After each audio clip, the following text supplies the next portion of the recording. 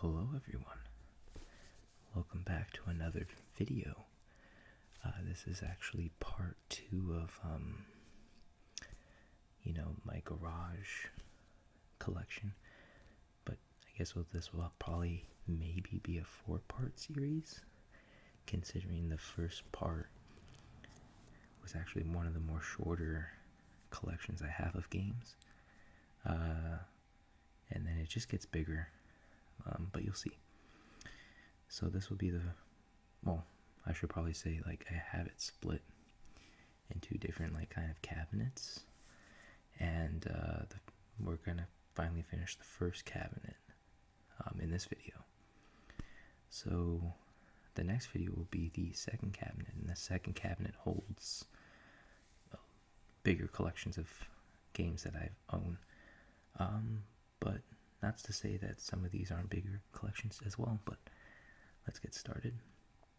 We're going to start with some games here that I don't really have, at least in the garage. I don't really have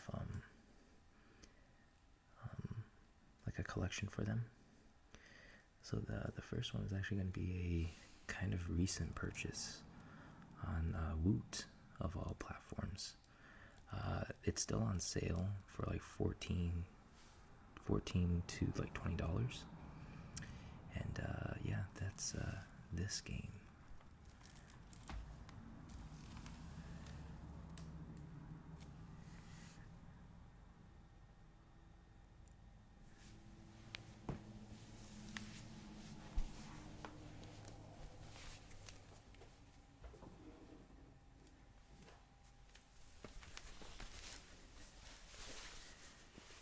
Now, I follow a user on Twitter that notifies me for updates on, games, whatchamacallit, that are on sale and stuff. And I saw this game on a lot of kind of must playlists. It's an indie game. It's an indie visual novel RPG, I think, sort of game. Some people on YouTube that I trust, they kind of like this game, so I decided to give this game a try. I purchased it for $15. It's the PS4 version. The PS5 version at the time was sold out. It was $20, but it does come with the PS5 code, or not code, but PS5, what do they call it again? Upgrade, available for free. So I'm okay with that. But yeah, as I said, it was on Woot. I believe it's still currently on sale. The thing about Woot is these are open box. What do they call them again? They were previously owned by somebody, but it's pretty much new condition. They maybe opened it once and then they were just I don't want this game. Or they probably got it as a gift, maybe tried it once, and then just put it back in the thing. And yeah, this was only $15 on Woot. Really great buy. I did look at the back. There's a lot of writing here, a lot of small writing, but fairly interesting concept. Save your date, save the world. The story is what kind of captivated me on this one. I don't want to get too much into it, but yeah, the only reason I bought that is because of, several YouTubers, and the price was right. Moving on to the next one.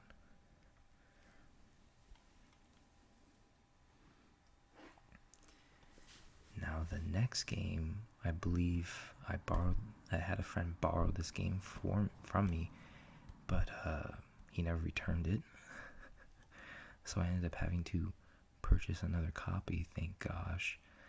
This copy only costs $6 maybe on eBay. So I was selling for $6 on eBay.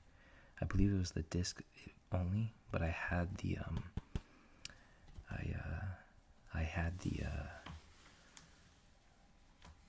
whatchamacallit, I had the case. I just didn't have the disc, so getting the game for $6 wasn't such a bad idea on eBay. But yeah, Saints Row the third remastered. I actually had the full package on PS3. It was one of the games I think I gave my brother. It was new. It was brand spanking new. All the DLC was included on there, but I never really got a chance to try it. I saw a little bit of what my brother played of it because he was playing a little bit in front of me. But yeah, I kind of liked what I saw of this game, the third one, when it was first announced way back in the day. So when I got older, I eventually purchased a copy of Saints Row the Third full package. And then, eventually I got the full package. But like the remastered full package. This kind of looks really bad. Like, look at this back. Yeah, as I was mentioning before, I think on the previous video, like, I'm okay with this kind of being small if like the player knows what this franchise is. However, if you're trying to get people to purchase this game, it's probably in your best interest to show more off. Because, looking at this front cover, okay, you look at the front, okay, I'll pick it up. And you look at the back, there's hardly anything to show. And as somebody that looks at the back a lot, this is really, really not good. They're like over the top co-op, and then it says open world mayhem. It's kind of just like, yeah, okay, these two things are pretty cool, but can you show me a little bit more? But I guess we kind of live in an age now where you can look up games from like YouTubers and stuff, so I guess maybe looking at this back is kind of like obsolete, but it's why I own a physical copy of this game than the digital copy. You get the physical copy because you can't get this in your digital only games. You get this because it's like a complete collection. But looking at that back is kind of just But this isn't a review for the back or anything. It's just something to discuss. But yeah, I liked Saints Row the Third when it first came out, and eventually got my hands on it. I only played a tiny bit of it with my girlfriend. But yeah, moving on to the next game.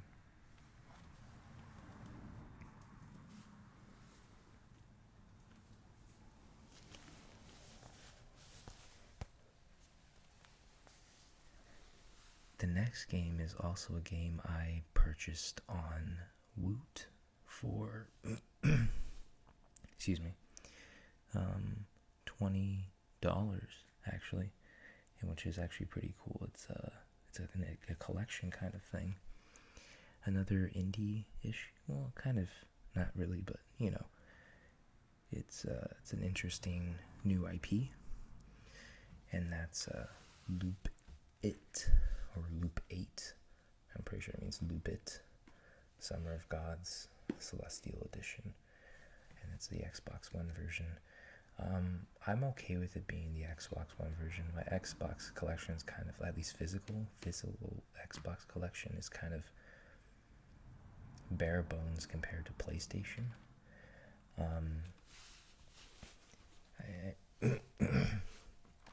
At least it's because I sold a lot of my 360 games, or like pretty much all of my 360 games when I sold my 360 back in the day. So just gathering a physical collection again is just kind of difficult. And I don't know if this version is still on Woot or not. I'd have to look that up. But the Xbox One version had more in stock. I think the PS4 version was out. It was only the Switch and the Xbox One version. And obviously I don't really play on my Switch that much, so getting the Xbox One version was kind of a win for me. Yeah, but this is I haven't opened it yet, but somebody has. As I said, the thing with Woot is somebody has opened it, but they guarantee that everything's inside. It says this limited Celestial Edition includes the game. Was it 5.25 by 7.25? Full color 64-page art book, an original soundtrack, a wall scroll, a 7-inch by 10.5-inch mini wall scroll, authentic Japanese wooden ema. So all that stuff here is included with the game. I heard mixed things about this game. Only because like it's kind of like it's like a roguelike JRPG game. It's also kind of got like some trial and error in it. But what was I gonna say? I was okay with it. I'm okay with it because it's something different. And someone that watches a lot of JRPG YouTubers and like kind of visual novel-esque YouTubers, some of them saying some of them saying it's okay, and some of them, maybe like one person saying it's serviceable. I want to try it out for myself. If it's that mixed, I definitely want to try it out for myself. And plus, look at that, man! I got like a like I don't know if it's a limited edition, but I got myself an edition of the game. Maybe help it out a little bit. Maybe show it off sometime in the future. However, like looking at the back, right? Like it says like, build relationships, and building relationships helps you fight these monsters more. So if you don't have a good relationship with some of your companions, you're not going to be doing a lot of damage and all that kind of stuff. So, I mean, I guess it's, as I said, it's like trial and error. Like you probably want to beef up certain characters for certain bosses. But that's as far as I know about this game. I got it for $20. 20. That's it. Just $20. Great buy. Definitely worth trying out sometime. Alright, so now we've kind of got like big collections here. I think I'm going to do with that one last. I'm going to do this collection here. This is why like EA collection. Excuse me, that was my stomach. Oh my gosh. I have to move a little bit. These games, I actually have the first one, but I believe I have the first one in storage. It's a limited edition.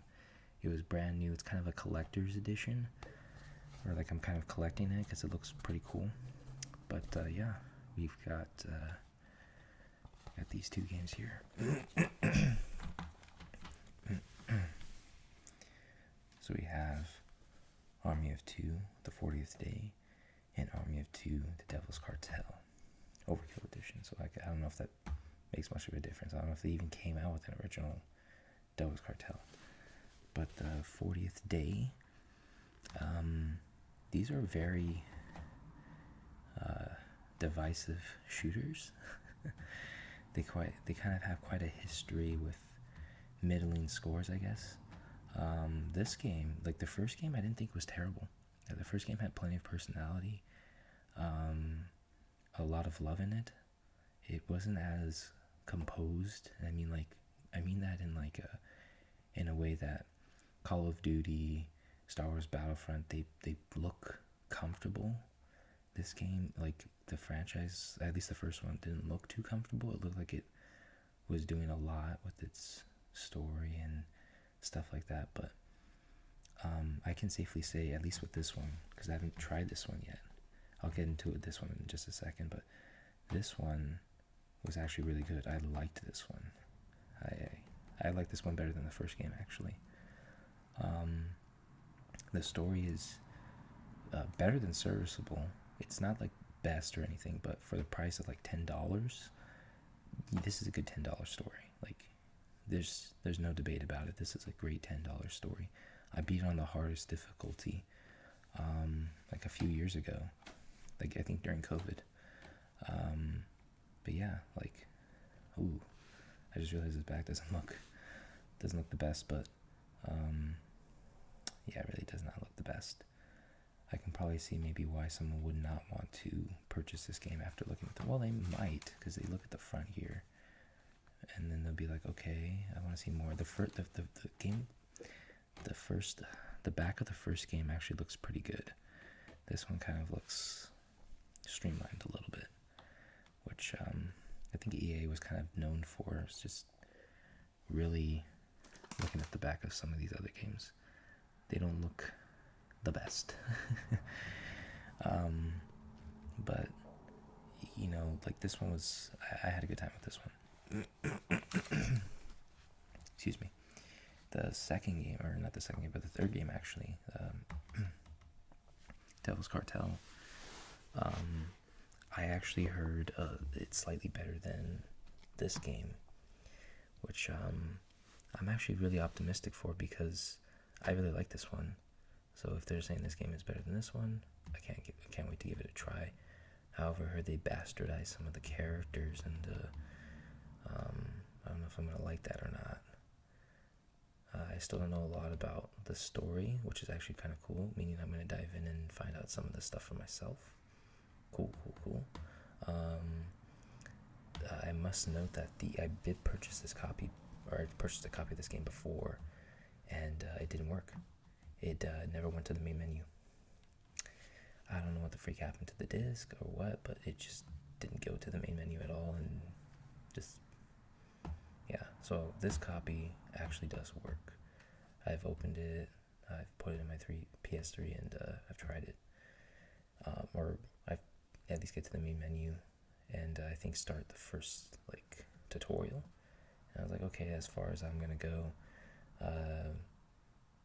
So definitely looking forward to trying this one sometime in the future. This was a good one. Definitely recommend it for $10. But moving on to the next set of EA games. These ones are kind of stuck together because of some tape. Yeesh. And the next set is, who would have thought? Battlefield 3 and Battlefield Bad Company 2. Love this game. When I got a PS3 and stuff, I really loved to play this game online. A lot of people, enough people were playing this game online at the time. When I was playing on PS3, I got to try the co-op and stuff. We got to try some of the new maps. The story is fantastic. It's kind of comedic and whatnot. Battlefield 3, I had a great time in the multiplayer. It was kind of it was very trying for me, though, if that makes any sense. It tested me a lot, especially acquiring some of the medals and stuff in the multiplayer. I played on PS3 first. I purchased it on PS3 first, and then eventually got a 360 copy because it was backwards compatible. Only for me to find out that they have. This was before Game Pass came out. I got these games, so when they came out on Game Pass, I just kind of just put in the garage because, EA Play is a part of Game Pass, and these games are not going to go anywhere, as far as I know. Well, maybe this one did. I think this one left Game Pass because the multiplayer ran out sometime last year. But so maybe I'll pop this one in and play the single player again. This one's still alive and well, though. I actually kind of binged this one a little bit on EA Play on my laptop, but I kind of got really angry because of the connection issues. I don't know if that was because of my Xbox or because of my laptop. I'm pretty sure it's probably a mix of both. But the Game Pass or whatever on the phone and the computer is a lot better now. As I was saying, EA's back covers are not the best. However, these ones are not too terrible if you compare them to the Army of Two games. Granted, the Xbox 360 cases are a little bit bigger. However, there's a lot of this on the bottom. Not saying that's a bad thing. I'm not saying that that's a bad thing or anything, because as I said, they have to have this stuff, but I feel like it just takes away a lot from the game. And as I mentioned before, we're living in an age now where, YouTubers, social media preferences, they sell games now. So the physical look of the game is like second. It's like second rate now. It's like just pretty much the front cover now of these games. It's just looking at them, you should know what they are. You should know what you're getting yourself into. So I guess they just didn't focus too much on the backs of these. But I had a great time with both. I ended up platinuming this one on PS3. Didn't get to platinum this one because I think I sold my copy. I don't know actually. Maybe I did. I don't remember. I don't remember to do a PS3 copy of this game, but I'm glad I got the 360 copy because of some different things they added. So, yeah, moving on to the next set.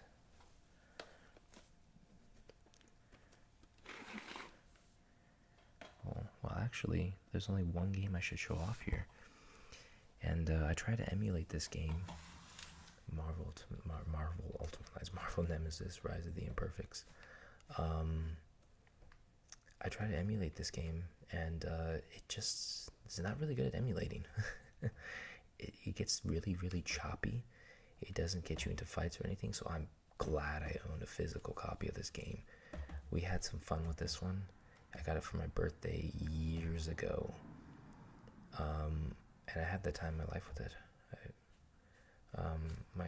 My brother-in-law, my cousins, my older brother, we had the time of our life with this game. It wasn't like super duper like good. It was pretty bare bones in terms of fighting. However, it does its job.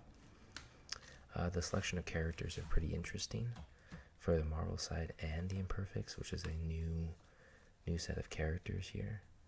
And I actually do like the manual of this game, and I believe I still have it inside. Let me check now. I'm just very curious. Oh, and I do have my memory card in there too. It's a pretty small manual, but you know. Oh man, never mind. Maybe I'm getting confused with another game. Oh yeah, definitely getting confused with another game because yeah, this is lousy. I have a memory card in there. That's a complete inbox. Yeah, maybe I was getting confused with another game. We had some fun, kind of bare bones. The story's now, but it's new. It's different. Some of my favorite characters. I mean, I liked playing as Wolverine. And this was like a time when I loved Wolverine and like everything. So, I mean, this was just serviceable to me. Just didn't like his look though. I didn't like the look of him. And I did like playing as Spider-Man. However, I think I like playing as Venom a little bit more. Yeah, you can see Venom's here. Trying to think of like Johnny Ohm. I like playing as Johnny Ohm, this guy. He's on the front cover too. On the Imperfects side. However, like the one thing I didn't like about this game is that on different consoles they had different characters, and like I think one of them had like Captain America and something. Now I wanted to play as Captain America, test him out. But yeah, that's pretty much it with this game. Moving on to the next.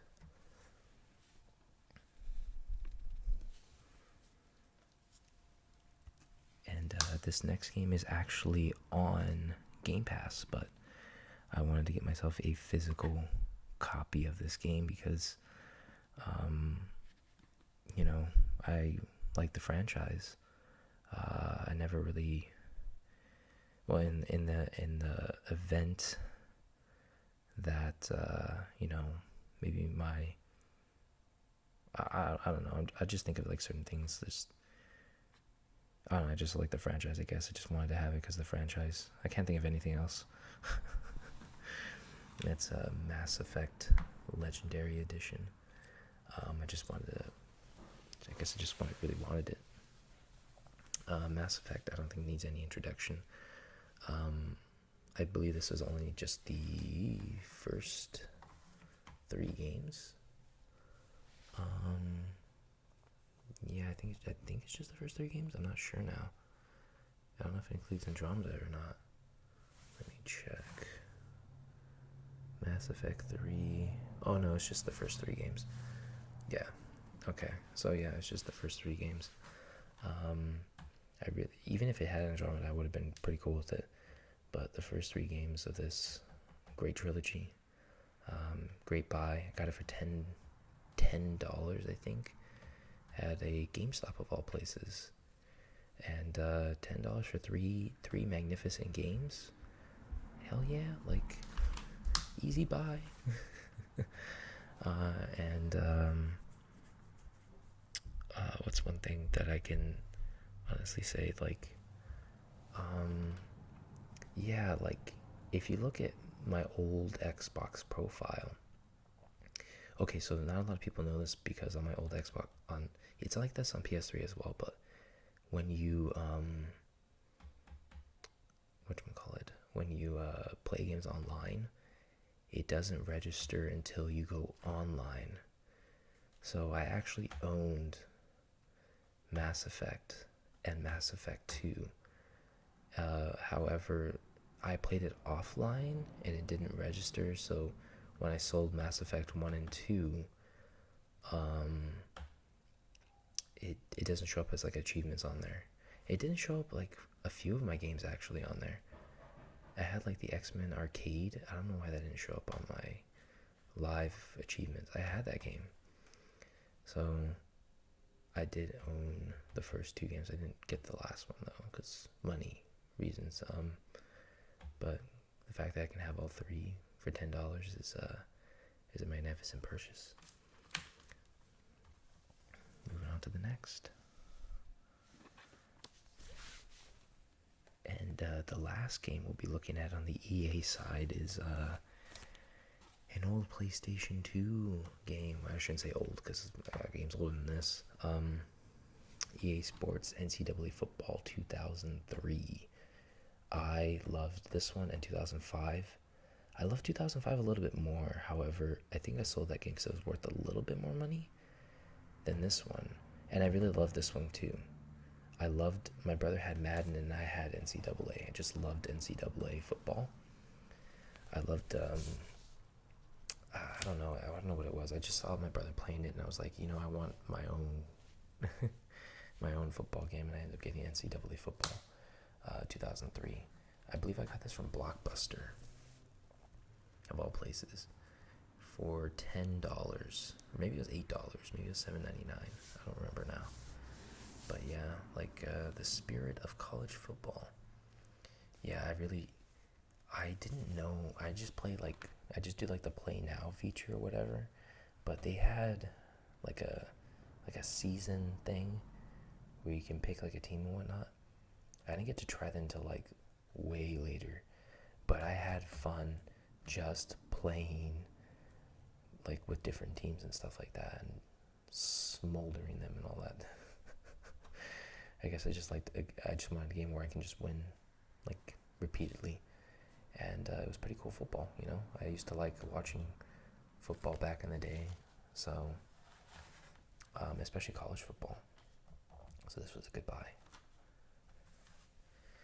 But that'll be it for the EA side of things. Now we're going to be moving on to I believe the Activision side of things. It's slightly bigger than the last collection I want to go to, but the reason is because I think with these titles, oh my god, it's hard to pull these over.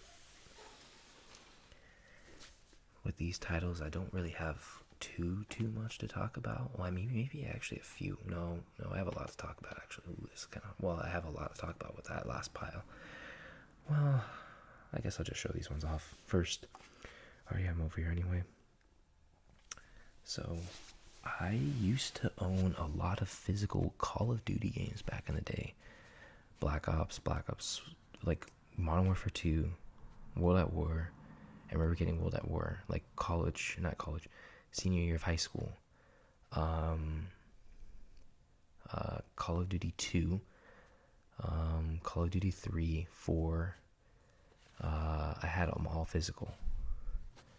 Obviously, because my Xbox 360 was like a Jasper or something like that. So, I didn't have.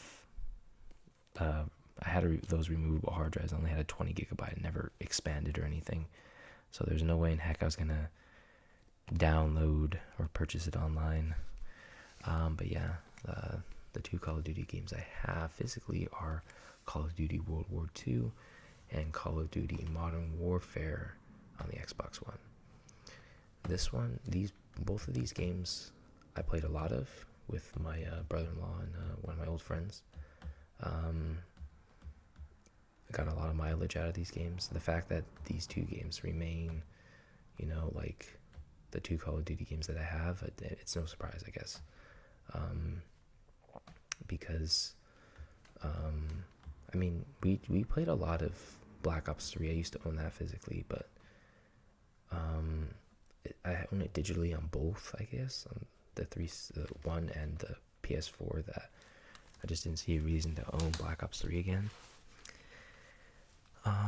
And another thing too is I kind of like the backs of these ones. Not to say that I don't like the back of the other ones, but like they're kind of I guess. They're pretty bare bones.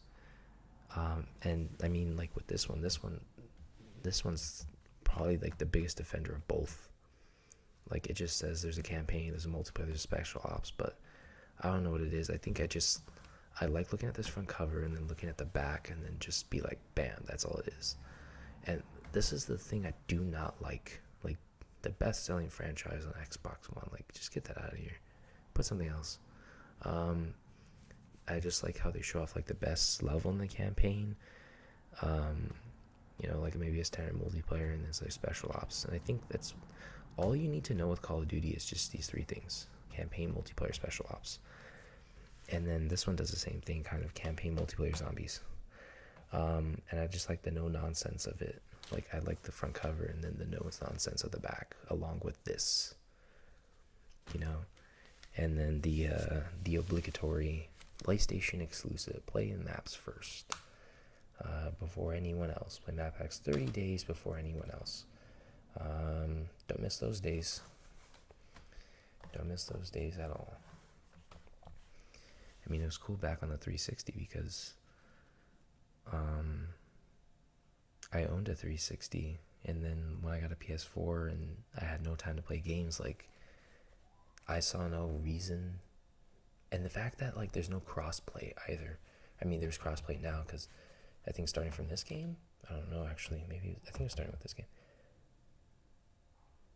The fact that there was no crossplay, like I don't understand why you would release maps 30 days early. Like maybe just to sell more copies on PlayStation. Other than that, I mean, you're kind of just shooting yourself in the foot there. If everyone had it and you had crossplay, you'd be selling your franchise more. But whatever.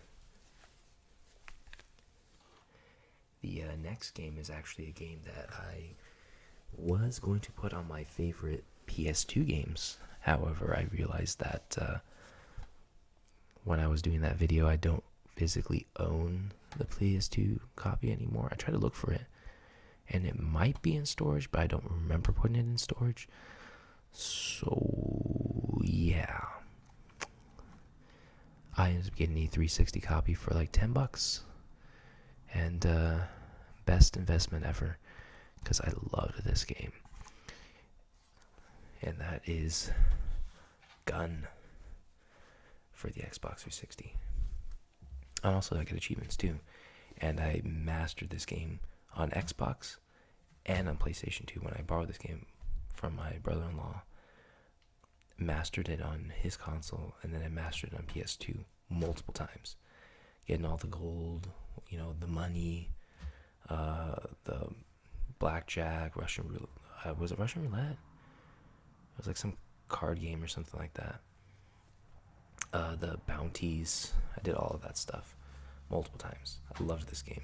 I loved the profanity too. Just remember that being a big selling point for me. Those are the bad words in the game. I'm trying to think if there's anything else with this game. Yeah, I like the story. I liked the main character, Colton. I loved the levels in the game. I think they were varied enough that they weren't too boring. And the main villain of this game is actually a pretty good villain. I like him. Or the main antagonist. I like the main antagonist. I like the railroad level. There's not much I did not like about this game. Maybe like 1 or 2 levels. And I ended up being on insane at one point. And I didn't think it was too difficult. I mean, but then again, this was when I was playing this game a lot. And I already told you about in the first part that if I purchased a game, I'd play that only that one, or maybe the games that I own, and that's pretty much it. So I got to master this game, and I enjoyed it for what it was. Moving on to the next one.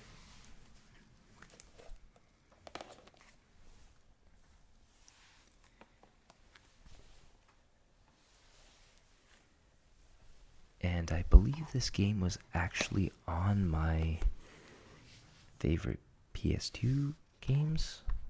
Man, I really need to watch my videos again. But I'm pretty sure it was.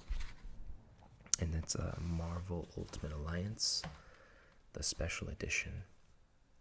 Special edition just comes with like a making of series. Yeah, I think it's just like a behind the scenes kind of thing, how they made the game and whatnot. This is a cool back. This actually goes along with like the stuff in the game. Like Blade. I like trying different characters, however, I always end up with Wolverine. As I said, I had a thing with Wolverine back in the day. Just loved Wolverine and everything, Marvel. So the fact that he's like on the front cover and he's on the back and he's one of like the 4 characters you kind of follow in the story. The other ones being like Captain America, Spider-Man, and Thor. Yeah, I think those are the ones you primarily see on the cutscenes. However, I when I did stream this game, I was able to use other characters like Elektra, Doctor Doom. I think I used Hawkeye. I'm trying to remember who was that Master Team. I had Wolverine. I think I had Wolverine on there. I'm trying to remember the last character. Jeez. I liked Ghost Rider. He can resurrect people. Doctor Strange was a good character. The Fantastic Four is a great team. I watched a video of the tier list of characters in this game, and he's 100% right. Like those characters, like I remember the worst characters in the game. I remember like the best characters in the game. And Wolverine is one of the S tier characters. I think the one being, Deadpool. I think that's what he said. Those 2 characters are just fantastic. They individually, he's a good character. Just love this game. Played it a lot. I'm pretty sure I begged my dad to get me this game. When I had the money, I begged him to get this game. I love Marvel at the time, and the Ultimate Alliance was just like, it was like X-Men Legends, which I'll get to soon.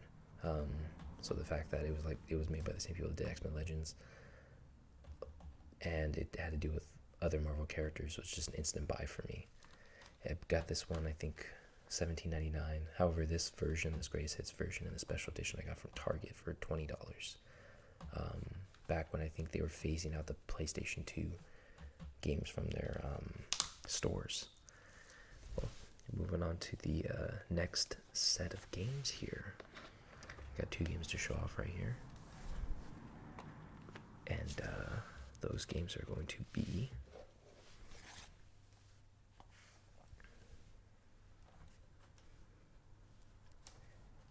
Tony Hawk's Pro Skater 3 on the GameCube and Tony Hawk's Project 8 on the 360. Well, why don't you have Pro Skater 4 or Pro Skater 2, or the Underground series? Well, or like have them right now. Well, like, I don't think I ever did at any point own a Tony Hawk game. When I was younger, I think the only one I owned was this one, and it's because of the soundtrack. I love the soundtrack on this one. Amoeba and Ace of Spades and all that. I loved this soundtrack, I think, more out of all of the other ones. And then I got Project 8 on the 360 because it was only $10 at Lost Levels. It was a really good buy. I think initially when I went there, I was trying to take off the sticker. When I went there, it was like $17 or something, and they ended up selling it for $10, and I was like, okay, I'm gonna get this game. I heard different things about this game. It's kind of middling. It was kind of like on the outs, but you can't beat that. I'm sorry, you can beat that back. You can beat that back, but like compared to Pro Skater 3, man, welcome to my world. Like, I remember looking at that and being like, yeah, this looks cool. And by the time this game came out, I was kind of already out of that skateboarding game phase. But I ended up still getting Pro Skater 3 because it was only like $2 at a GameStop.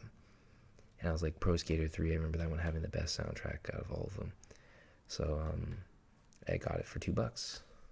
And this one, I'm trying to think, like, I don't remember a lot of good things.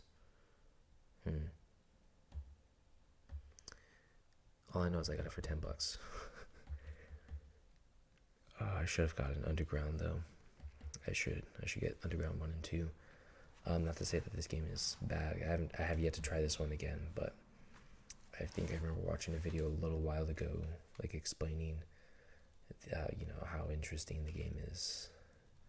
So definitely gonna try this sometime. Beaten this game a couple times, just two.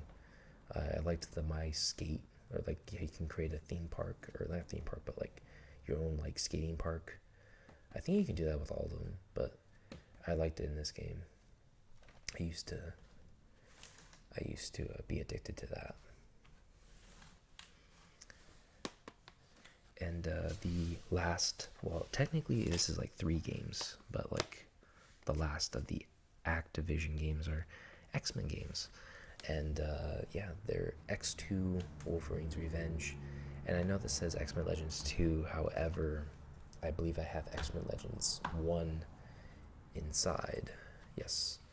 And as you probably know, I was trying to do a walkthrough for this game and completing a walkthrough of this game. So,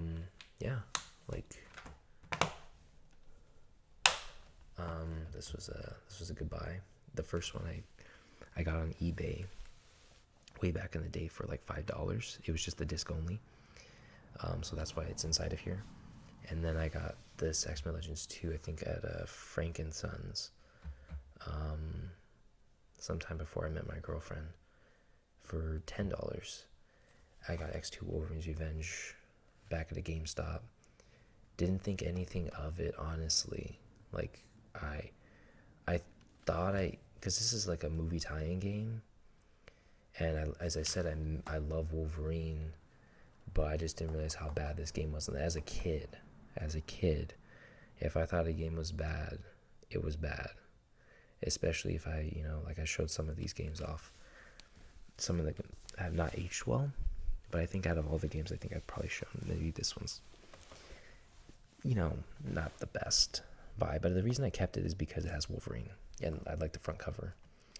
And Mark Hamill, man, like, he voices Wolverine, so you can't beat that. I actually do like the liberties they made with the story on this one. However, the only problem with it is, I think like Wolverine's like dying from like some kind of like poison, from adamantium poisoning or something, and it takes him all over the place. I couldn't get past like the Magneto fight for the longest until I eventually did, and I beat the game. And as I mentioned before, it wasn't it wasn't like the best game. The stealth in the game was but the voice acting was solid enough, and some of the segments were pretty cool. But for a movie tie-in game, this is actually not the best, but I have seen worse.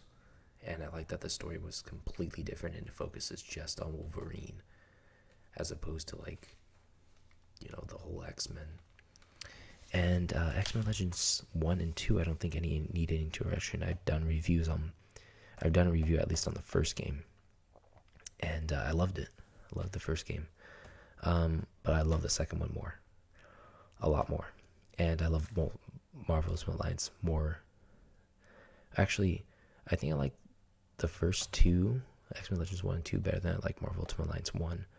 Only because like Marvel Ultimate Alliance 1 had like a few boring segments.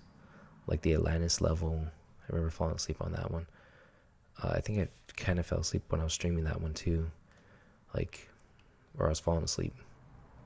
And then I'm trying to think of the Galactus level. Like before Galactus shows up, the Shi'ar and the Skrull level, like kind of the beginning was kind of boring, and then when Galactus showed up, it kind of got a little interesting. And then when the last hub area, one of the last hub areas with the Inhumans was kind of boring. Yeah, Doctor Doom's castle. I mean, the ending was for Marvel Ultimate Alliance, but X-Men Legends 1 and 2 have pretty good endings. I just wish they came out with a third X-Men Legends game, because it's left on a cliffhanger. And the backs of both of these games, I mean, this one's kind of but the front cover is pretty cool. That's kind of what sells it, I guess. X-Men Legends 2, I think between the first and the second game, I don't know, like, I prefer X-Men Legends 1's front cover to the second one. I don't know. This one kind of had boring levels too. But I don't think it was as boring, because I think it was more towards the beginning than it was towards the end. And I'm okay with the beginning being kind of slow, especially when I was younger, than it being at the end, because as a kid, you got a lot of time to play games. So if, like GTA Vice City, right? Like playing that game multiple times, like from the beginning, isn't the best, because you're kind of cut off from a lot of things from the island of San Andreas, or like the little areas of San Andreas. But X-Men Legends, like when it opens up, it becomes a pretty cool game. And by opens up, I mean like retrying levels and stuff, which is pretty cool. And you can't really do that with X-Men Legends 1, and I think in some capacity Marvel Ultimate Alliance. I know with X-Men Marvel Ultimate Alliance 2, you can replay levels. I don't remember if you can do that with the first one. I think you can. Yeah, I think you can, because I remember doing challenges a lot. I don't know, I guess it was just a little bit different. The feeling was a little bit different on this one than it was on Marvel Ultimate Alliance. And yeah, that's pretty much it for the Activision side of things. So the last collection we'll be looking at is the Tom Clancy collection. Yes, my Tom Clancy collection.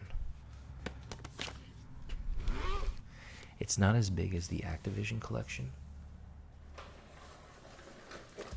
but each of these games holds a candle, and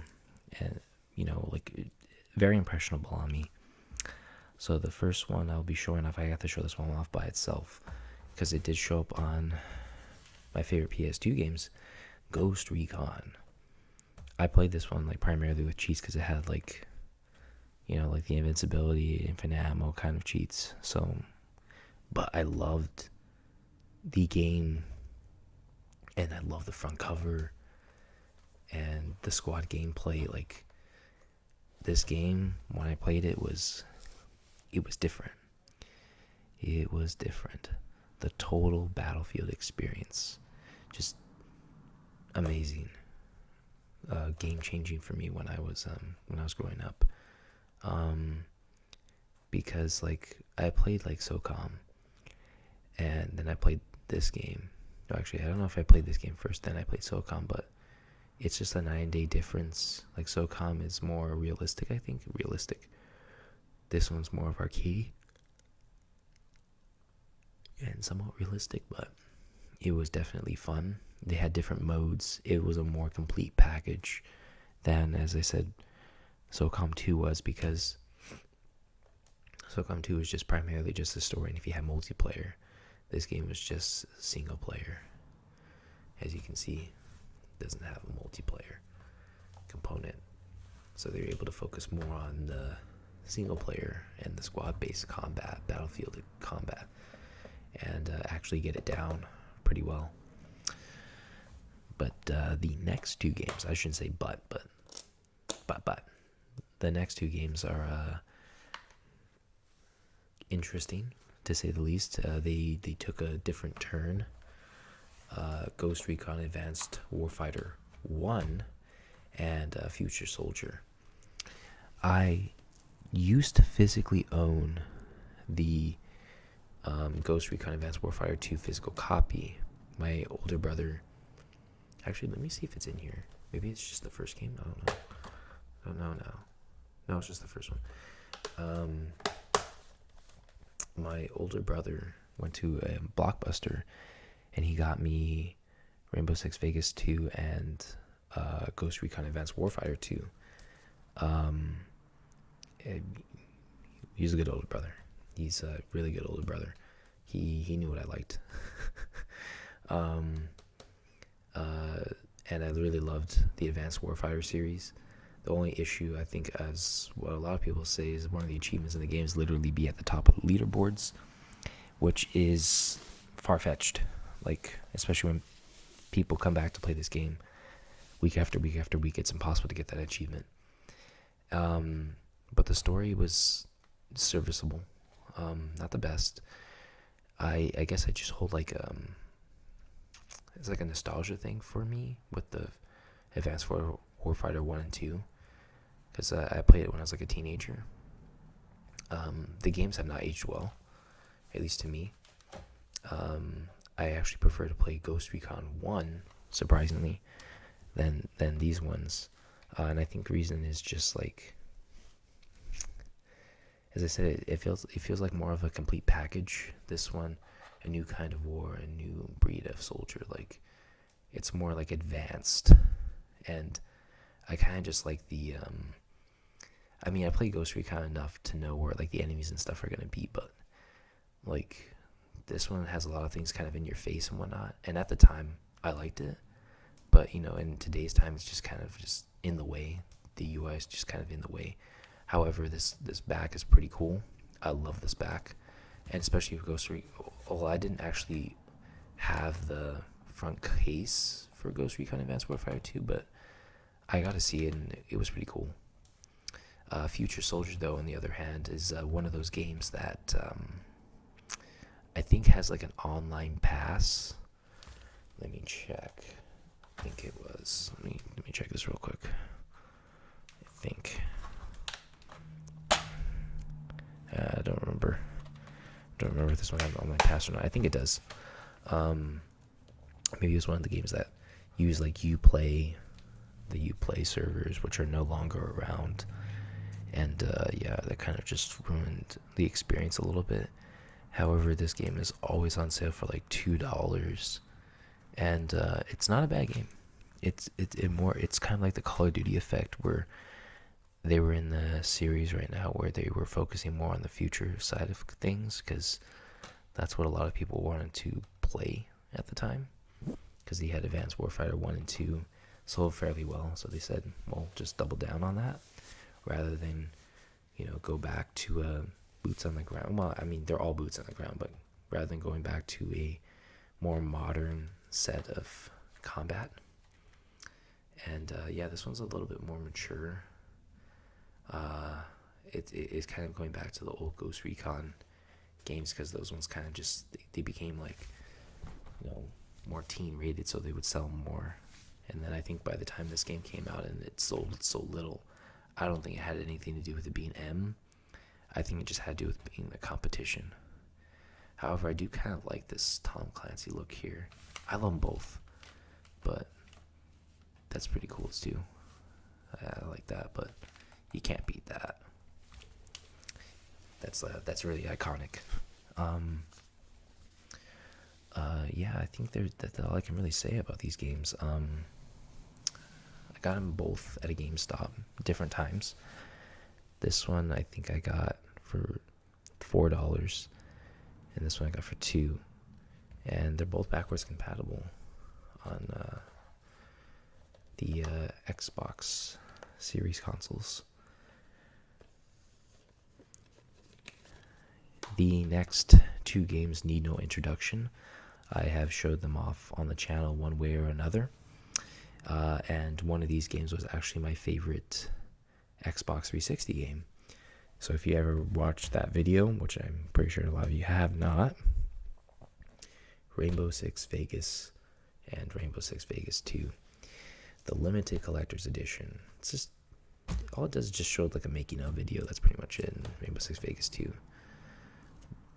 As I mentioned, my older brother got me this, well, not this copy, but he got me Rainbow Six Vegas 2, and man, I would flip-flop between these 2 games a lot. Especially choosing like my favorite 360 game. I got to Elite on this game quickly because I had, well, there's also a thing where like your stats carry over per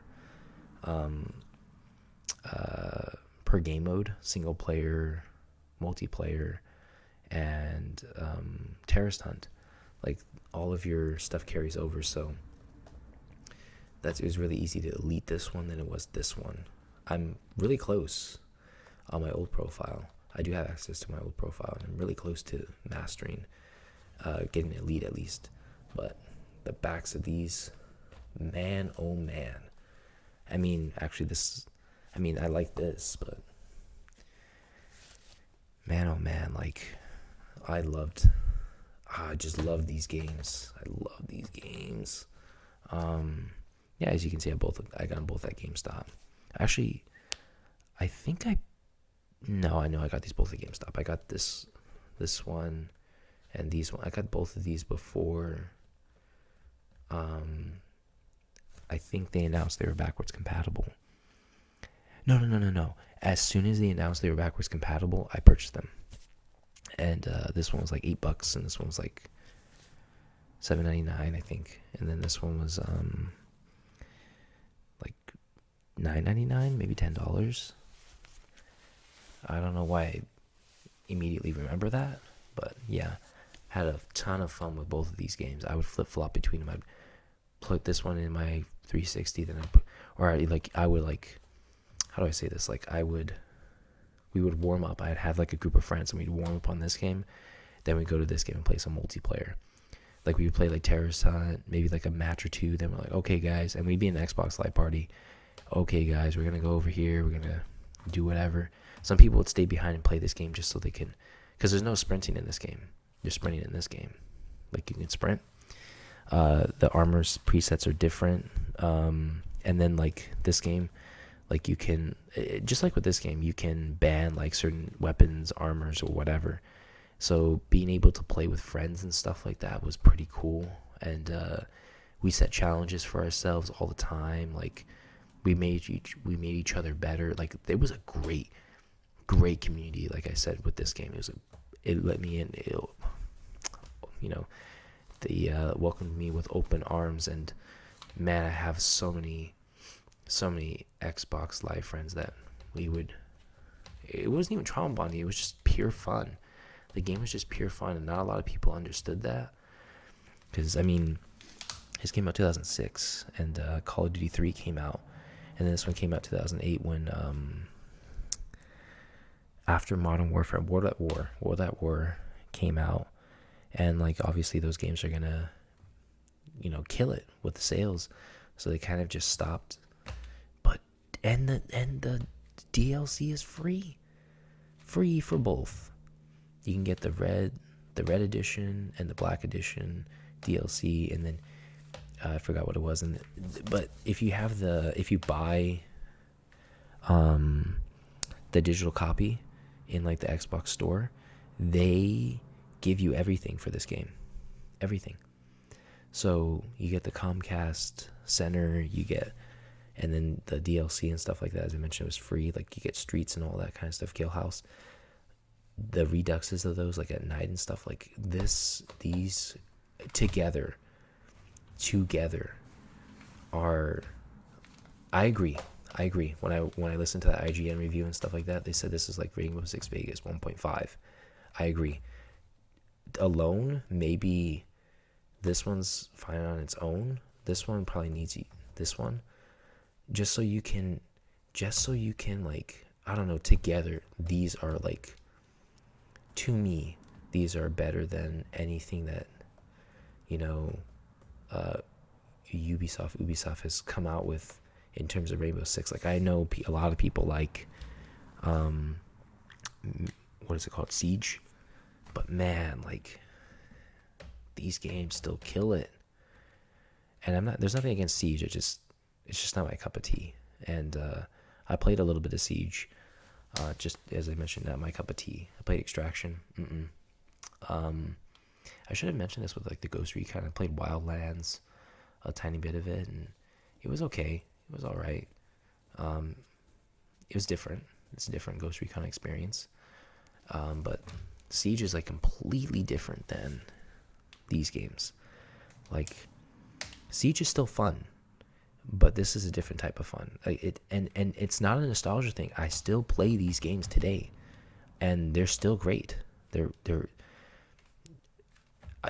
There's not much I can say about it. The stories on them, not the best, but it's kind of just like playing together, leveling up, just being able to chat about it, reminisce on how ridiculous the story is and whatnot. Like, man, geez, like, and the community's still there, like on the Xbox, you can join a community and you can chat in there and be like, hey guys, you want to play? And there's always someone that wants to play. So yeah, that's it for that first cabinet of I'm sorry. Whew. I almost got beat up by Sam Fisher here because the last game here is Pandora Tomorrow. I love the Splinter Cell franchise. Love it. I own the other ones in storage. I have Ghost Recon, Splinter Cell 1 on Xbox, Chaos Theory on Xbox, and PC. I own a physical PC for Chaos Theory. And then I have Double Agent. I have all of the Splinter Cell games. More so than I have like the Ghost Recons and the Rainbow Sixes. And the reason is because I think out of all of the Tom Clancy titles, I think Splinter Cell was probably the most different, I think, out of all of them. Well, not the most different, but unique. Because like Ghost Recon was like a squad-based thing, and then Rainbow Six a squad-based thing. So that the fact that you're like a one-man army in this one was pretty cool. Like you're doing all of these crazy things by yourself is pretty cool, and I really liked that. And the Xbox versions, I remember the Xbox versions of the games being the most superior versions of these games. So the number one action franchise on Xbox, I believe it. Considering that there was only the first one. The servers are down, of course, but like, dang, look at this, man. Like, this is smart. Single player's up here, multiplayer's down there. Like, and I never played this game online, honestly. I never played Splinter Cell Pandora Tomorrow online, but I did play Chaos Theory online. I watched a lot of videos of it. Double Agent, I played a lot of that. I almost 100%ed it on my old profile. Conviction, loved it. But if I'm going to talk about Pandora Tomorrow, this was another gift. I got this one, Halo 2, and another game for Christmas from like my brother-in-law and all that, my older brother and sister and stuff like that. They went to Hollywood Video, as you can probably tell by Maybe you can, maybe you can't. It's like a Hollywood video case, and they would sell games there. Some you can buy some games there, and, you know. So they got this one, Fable and Halo, and Ninja Gaiden. They got 4 games for me. This one was probably one of my favorite out of that lot. I mean, obviously Halo 2 is going to be my favorite, but Pandora Tomorrow, dang, just like beautiful, beautiful, beautiful game. Now that, sorry about that, Mr. Fisher. Now that's going to be the end of that first cabinet of games. The next cabinet is more of those are bigger collections of games, more so than this cabinet. This cabinet is kind of like a little smaller, like you probably saw in the first part, a little bit smaller, and at the very end kind of got a little bit bigger. It's not going to be like that on the other side. The other side is going to be pretty big. That other side's like Final Fantasy, Dead or Alive. So, and I have a lot of Final Fantasy here, so be prepared for that. Yeah, so until next time, the next video is going to be that other cabinet, so be on the lookout for that. All right, everyone, have a great time.